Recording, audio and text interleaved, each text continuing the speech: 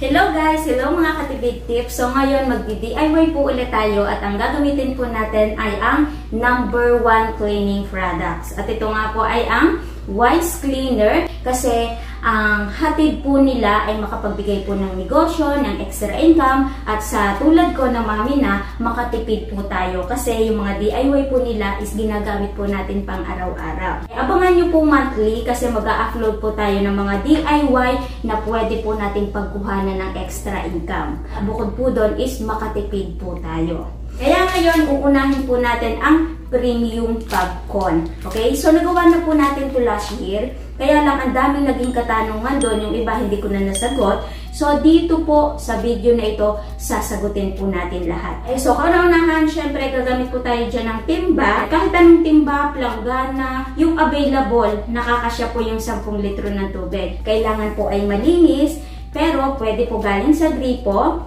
pwede galing sa poso, at pwede rin po sa tangke, at pwede rin po ang mineral. So, nakadepende po sa atin. So, itong gagamitin ko is galing po sa tangke. Kapag umorder kayo, ganito yung dadating sa inyo. So, sa plastic ay meron lamang pong 2 raw materials, tapos yung instruction kung paano natin siya gagawin. Kaya hindi tayo mahihirapan. At yung ipanghahalo po natin ay plastic tubo. So, ito yung ating surfactant at gugupitin lamang po natin ito ng maliit sa dulo. Tapos, ibubuhos po natin ng paikot. So, hahaluin po natin ito ng mabuti at huwag daw po natin itong gagamitan ng mixer. At sisiguraduhin pong tunaw lahat ng ingredients.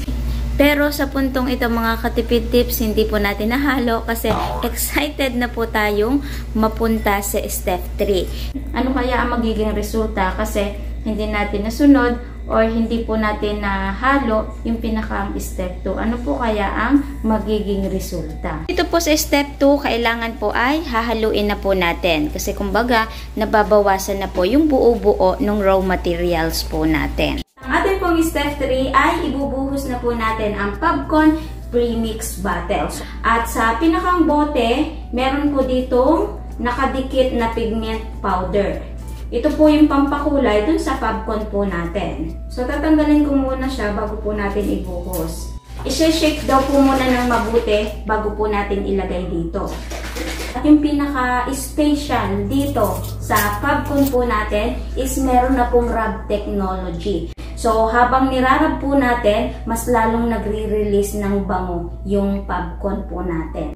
Tapos, naandito na din po yung anti-foam para mas mabilis na mawala yung bula. At syempre, yung pinakang scent po natin is nandito na. So, sama-sama na siya sa 1 bottle. Ngayon, yung step 4 po natin, maglalagay na po tayo ng pigment powder. So, sasabayan ko na po ito ng paghalo para makita ko yung gusto kong kulay. O pwedeng hindi po ito mapalahat kasi ito po ay naaayon sa gusto po nating kulay. Pero para sa akin, ilalahat ko po itong isang pigment powder. So, ito po ay hahaluin lamang po nating mabuti.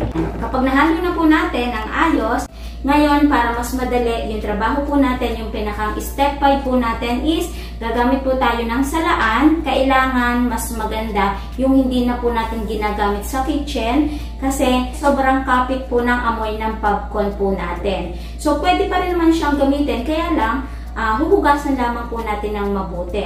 Tapos, kutsara, spatula, sandok na hindi na po natin ginagamit. So, yun na lamang po. Doon sa unang video ko nung last year, ang ginawa ko, pinagsalin-salin ko yung timba.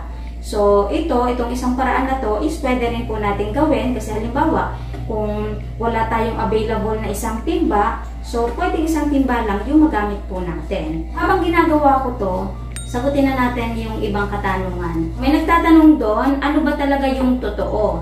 Mainit na tubig or malamig? Kasi ang pinagkaiba ng ating regular popcorn, yung regular is ginagawa siya sa mainit na tubig. Ito pong ating premium popcorn, hindi na po natin kailangan dito ng mainit na tubig. So, diba, less hassle na. May nagtanong din doon, sa akin ba nakaka-order ng mga raw materials? So, hindi po sa akin nakaka-order, pero maglalagay po ako ng legit na pwede po nating pagbilhan kung saan po ako nag-order. Kaya hindi tayo mai-scam sa o-orderin natin po online kasi meron sa Shopee at meron po sa Lazada. Pagkakaalam ko is meron din po sa TikTok. pwede ba daw mag-add-ons ng end cap with scent para mas mabango? Sa paggagawa po ng ating popcorn, ang pwede po nating i-add-ons ay yung end cap with scent para pandagdag ng amoy at saka yung extra fixative. Ito po yung pampakapit po ng amoy. So, partner po silang dalawa. Ano daw scent yung pinakamabango? Pinakang bestseller po nila is Comfort. Tapos itong Sunrise na lagi kong ginagawa. At saka po Passion. So, kung sakali daw gagawing business, magkano daw yung magiging capital? Ang alam ko, pwede pong maging distributor at ang pinakamababa is 50,000. Pero hindi po ako sigurado. So, pwede po tayo magtanong sa page po nila. Maglalagay po ako ng link. So, sabihin nyo lang, napanood nyo po kay Ate Tipid Tips. Kaya panoorin nyo po hanggang huli kasi sa pinakang last part ng video is nandun po yung costing po natin. Kung kailangan ba ng permit. Halimbawa, kung tayo ay paisa-isa lamang naman yung gawa kasi sumusubok po tayo para sure, so pwede po tayong kumuha ng barangay clearance. Ngayon, yung sa tingin po natin, kakaririn na po natin, tapos kumbaga lumalago na yung ating DIY, so pwede na po tayong mag-BPI. Effective din ba kung sa mga tulad ng mga laundry shop? Ganun din ba yung magiging result kung mabango pa rin? Hindi ko maitatry kasi wala akong automatic washing machine. Soon, kapag tayo ay naka-LL na, bibili tayo ng automatic washing machine at doon naman po natin itatry. Pero sa ngayon, is dun sa, ano bang tawag doon? Yung sa normal na washing machine po muna. Okay? Pero tingin ko naman is effective kasi diba, mabango naman yung amoy-amoy pa rin yung downy. Kapag sinala natin, mas mabilis yung pagtutunaw natin ng raw materials. So, tatakloban po natin mabuti para hindi po mag-evaporate yung amoy or scent ng popcorn po natin. Para sure na hindi mawawala yung amoy. Doon sa nakakaraan last year, so natawa naman ako doon kasi ang pagkakaintindi ko, so every 2 days po natin hahaluin. So, mali naman ako doon mga katipid tips. Pero, hindi naman po pumalpak yung popcorn po natin. So, ngayon, gagawin na po natin yung pinakang tama. Araw-araw ay hahaluin po natin ng 2 beses sa loob po ng 5 araw. So, ito, babalikan po natin after 5 days. Okay?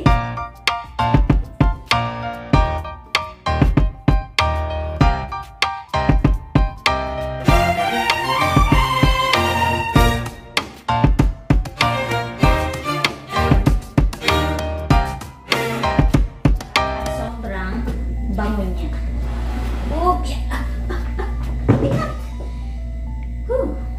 Okay, so after 5 days, ito na po yung ating fabric at talagang naaamoy ko siya, ang bango. Ngayon, kung pangbahay po ito, is pwede na po natin itong gamitin. So, kung gagawin naman po natin itong extra income, pwedeng refilling station. Sila na po yung magpo-provide ng mga lalagyan po nila. Halimbawa, pupunta po sa shop natin at meron na po silang mga dalang lagayan. Pwede rin naman po na meron din po tayong mga tinda na mga pwedeng paglagyan. Halimbawa, pet bottle o kaya yung mga pouch. May kita na tayo sa popcorn po natin, tapos meron pa tayong kita sa packaging. At pwede rin naman po na ibenta po natin na nakalagay na po sa mga bottle. Wow, ang bango. Okay, so ito na po yung pinakang step 7 po natin, yung pagsasali na po sa mga packaging po natin. Paggagamit lamang po tayo ng imbudo para mas mabilis po nating maisalin. Sa tingin nyo, meron pang buo-buo, pwede nyo pong salain. Pero ako, hindi ko na po sasalain kasi tingin ko naman po ay nahalo ko po ng ayos. Popcorn po natin is medyo may pagkalapot po yung pinakang texture po nito. Kapag nagsasalin tayo, magkakaroon po yan ng gulay sa ibabaw. Pero huwag naman po kayo mag-alala kasi kapag tumining na po yan, mawawala na din po. Favorite ko talaga yung Sunrise kasi dun ko siya maihahalin tulad sa yung nabibili talaga nating downy. Okay, so sa magtatanong ng expiration po ng ating popcorn kapag nagawa na, after 1 year po ang expiration. Basta, tatakluban po nating mabuti at huwag po nating idadirect sa init or sa sunlight. Kasi pwede pong mangyari nun, mawala yung amoy or kumupas po yung kulay. May butikit. Okay? Or kumupas po yung kulay ng popcorn po natin. Okay? So, maganda siyang gawing extra income kasi ang tagal ng expiration niya. Diba? Tapos, maglalagay din po tayo sa 500 ml. kung pouch nga pala yung gagamitin ninyo, merong nabibili na imbudong maliit. Diba? Ang cute. So, kasyang-kasya yan dito. Yun nga lang, maliit yung pinakang bilog dito. So, dadahan-dahanin na lamang po. So, ito yung ating nasa pouch, 250 ml. Ito naman yung ating 500 ml. Tapos, ito naman po yung ating 1 liter. Siyempre, dapat kumpleto. Maglalagay po tayo ng sticker. So, sa mga nagtanong doon kung saan po ba nabibili yung sticker, ay so sa Wise Cleaner din po tayo makaka-order po nito. So, maglalagay po ako ng link. Pipiliin nyo lamang po doon kung anong scent po yung binili po natin. So, talagang hindi na tayo pahihirapan ni Wise Cleaner kasi kumpleto na. So, ang lakas makaganda kapag yung produkto natin, katulad nitong DIY, is merong sticker. Para bang ang bongga-bongga ng negosyo natin. Pwede na. Ngayon, pwede pa rin po natin itong i-level up. Kasi pwede po tayong gumamit ng pansil na tulad po nito. Lang kabilis at nakasil na po yung fabric po natin. So, diba talagang pang-business na po itong ating fabric conditioner. Okay, sa init ng panahon ngayon, tapos pag gumamit tayo ng fabric conditioner, sigurado napakabango po ng damit po natin. At alam naman po natin, ngayon ay June na, so magtatag-ulan na. So talagang kailangan natin ng fabric conditioner sa abot tayang halaga. So nakatipid na tayo, kumita pa po tayo. Diba? Kaya ngayon, itatry na po natin yung fabric conditioner po natin. And so, bababa tayo, mag-unload tayo ng damit doon. Ang itry natin, itong ginawa po natin. Okay, so, ang binuksan kong popcorn is yung 500 ml. So, maglalagay tayo dyan ng 2 takip. Ngayon, kakanawin lamang po natin yan bago po natin ilagay yung mga damit na inanlawan po natin. Thankful po tayo, hindi po pumalpak yung popcorn po natin kahit hindi po natin nahalo yung step 2. Pagkatapos, kukuskusin lamang po natin yan kasi habang nirarab po natin yung mga damit po natin, lalong naglalabas po ng scent yung popcorn po natin. Kasi ito pong DIY popcorn po ng Wise Cleaner is meron pong rub technology. And then, ire-rest po natin to at least 5 to 10 minutes. So, balikan po natin. At after po nating ma-rest, ngayon, pigain lamang po natin, patuyuin po natin, i-dryer po natin, at kapag tuyo na, magbabalik po tayo. So, after 1 day, ito na po yung nilabhan po namin ni Ate Rose. So, diba, meron pa tayong tupuin. Lagi na lang hindi tapos yung trabaho. So, ngayon, kamusta yung popcorn na ginawa po natin? Ang sarap ng matulog. Ito yung kapag naamoy mo, para bang ang sarap-sarap ng humiga sa kama, ang sarap ng mag-relax, kasi nakaka-relax yung amoy niya, ang bango-bango. Ito hindi pa to talaga nainitan, kasi nag-uulan. So, hindi siya na isampay sa labas or sa init ng araw. Talagang nasa loob lang siya sa may bubong. So, kahit hindi natin siya naibilad sa araw, hindi siya amoy kulob. So, ang bango-bango pa rin. Itong mga uniform po ng mga bata, hindi siya cotton, seda siya. Pero kapag ginano nyo, parang ang lambot ng pagkaseda niya. Tapos pag dinaanan natin ng plancha, siguradong mas maganda yan. Kasi ito pong uniform nila, may pagkatigas po talaga yung tela nito. Pero nung inanlawan natin sa sunrise popcorn po natin, matatouch po talaga nung kamay natin na may pagkalambot. Kaya sobrang happy po ako dito. Sarap-sarap singhote. Okay, so bigyan ko lang po ulit kayo ng konting dagdag idea ng pinagkaiba ng regular sa premium. Okay? So, dahil nandito tayo ngayon sa amoy, so yung regular is times 1 lamang po yun. At sa premium, times 2 po yung pinaka-ang scent. Kaya naman pala ang bango-bango nito. Tapos, yung sa regular, times 1 lamang po yung end cap. At sa premium is times 2 yung end cap. Ito po yung mas makapit yung amoy. Kaya naman pala, talagang pag sinimsim po natin yung amoy, talagang manunuot yung bango ng sunrise po natin. Ang bango-bango niya. Okay? So ngayon, mag-costing naman po tayo para sa mga katipid tips po natin na gusto siyang gawing extra income. Okay? Para may idea po tayo magkano ang puhunan sa 1 litro at saka sa 500 ml. Okay? So, itatabi ko po muna ito. Okay? So, ito na po yung nagawa natin. 5 po tayo na 1 liter, 10 po tayo na 500 ml, tapos yung isa po nito is yung nasa baba, yung ginamit po natin nung nag-unload po tayo ng damit. Tapos meron pong isang 250 ml. So hindi ko na po ito isasama sa costing kasi ito po yung labis, tapos ginawa lamang po natin sample. Okay? Unahin po natin yung pinakang raw materials po natin, yung Sunrise Popcorn, at nagkakahalaga po yun ng 355 pesos. Ngayon, mag-plus pa po tayo doon ng pinakang shipping fee, labor, at saka tubig. Sama-samahin na po natin kasi kumbaga isang kit lang naman po yung ginawa po natin. Kaya ang total po lahat ay 405. Ngayon, i-divide po natin sa dalawa dahil hinati po natin yung 1 liter at saka 500 ml. So, ang kalalabasan po nun ay 202.50 yung pinakang puhunan po natin sa 1 liter at saka sa 500 ml.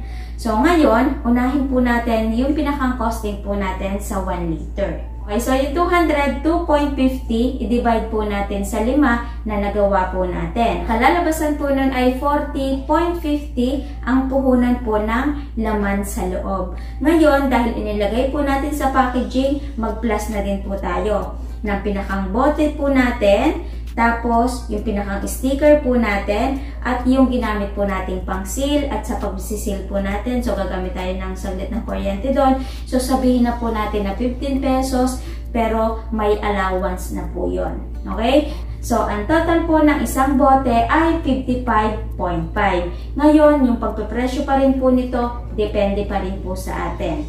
Okay? Pero may sasuggest ko pong presyo sa inyo, pwede po natin ibenta ng 70 to 80 pesos. Pero ako, sa mabilisan, pwede na po ito sa 70 pesos. At kapag minus po natin yung puhunan, posible po tayong tumubo ng 14.5 kada isang bote. So, i-times 5 po natin sa nagawa at ang kalalabasan po nun, 72.5 yung tutubuin po natin sa 5 bote. Ngayon, tuusin naman po natin yung kalahati or yung sa 500 ml. So, pinaka-mixture nung nahati na po natin, 202.5.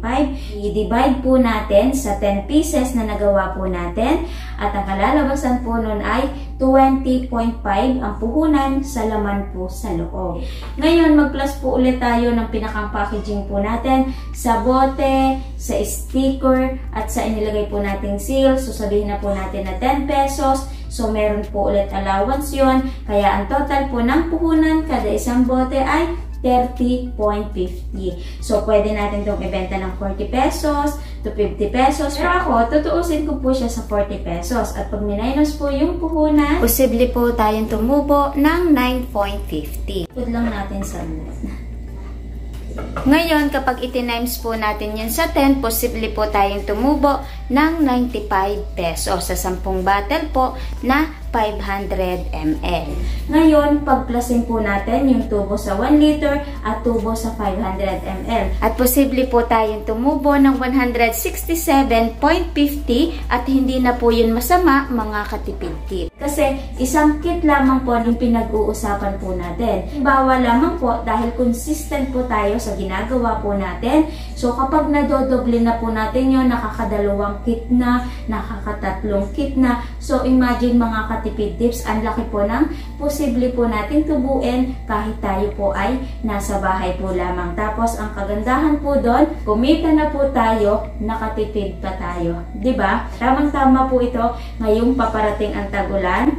Tapos, malapit na po ang pasukan. Kaya, swak na swak po ang DIY ng Wise Cleaner. Sana, bago po ulit nagtapos yung video po natin, ay meron po ulit akong naidagdag na magandang negosyo idea po sa inyo.